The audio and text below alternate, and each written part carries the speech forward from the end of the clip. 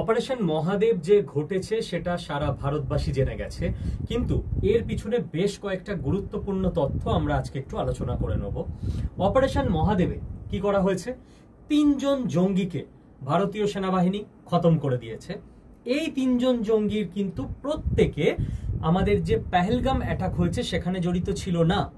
2 জন জঙ্গি এরা আলাদা।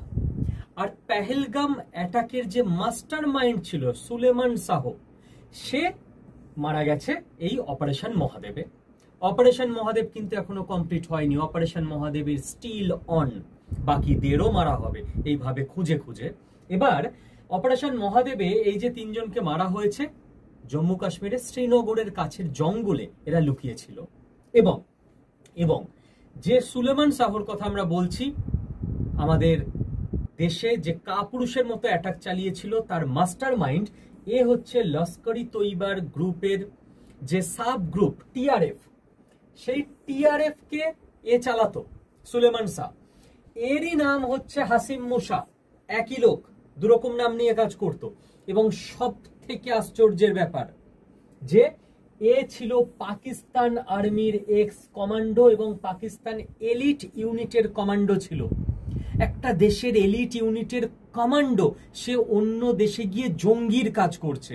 তো সারা পৃথিবীতে যখন প্রশ্ন উঠছিল, পাকিস্তান যখন বড় বড় করে বলছিল যে আমাদের সঙ্গে এই পেহেলগাম অ্যাটাকের সম্পর্ক কোথায়, পরিষ্কার এই সুলেমান শাহর মৃত্যুতে পাকিস্তান লিঙ্ক ক্লিয়ার হয়ে গেল সারা পৃথিবীর কাছে যে পাকিস্তানের আর্মির এলিট ইউনিটের এক্স কমান্ডো টিআরএফ এর চিফ, এবং সে এই টোটাল জিনিসটাকে চালাচ্ছিল। এবং এখন বোঝা যাচ্ছে যে কেন টিআরএফ কে যখন ভারতবর্ষের ডিপ্লোম্যাটদের সাফল্যে আমেরিকা, মার্কিন যুক্তরাষ্ট্র নিষিদ্ধ সন্ত্রাসবাদী সংগঠন ঘোষণা করলো, তখন পাকিস্তান কান্নাকাটি শুরু করে দিয়েছিল যে টিআরএফ ভালো, টিআরএফ ভালো, কারণ ওদের কমান্ডো টিআরএফ এর জঙ্গি নেতা। এর মাথার দাম ছিল 20 লাখ টাকা। তো ইন্ডিয়ার যে ইন্টেলিজেন্স ইউনিট, সেই ইন্টেলিজেন্স ইউনিটের দরকারটা এখানেই। ইন্টেলিজেন্স ইনপুট যেই মুহূর্তে ভারতীয় সেনাবাহিনীর কাছে আসে, ভারতীয় সেনাবাহিনী নিখুঁত ইন্টেলিজেন্সের উপর ভরসা করে একদম নিপুণ দক্ষতায় এই 3 জনকে ওপরে পাঠিয়ে দেয়। এবং এই যে ইন্টেলিজেন্স ইনপুটের এত জরুরি আজকের দিনে, আমাদের দেশ ইন্টেলিজেন্স ডিপার্টমেন্টকে কিন্তু আরো স্ট্রং করছে। এবং সেই জন্য আইবিতে এসএ এবং এসিআইও এই দুটো পোস্টে ওভারঅল 8000 ভ্যাকেন্সির ওপর রিক্রুটমেন্ট চলছে।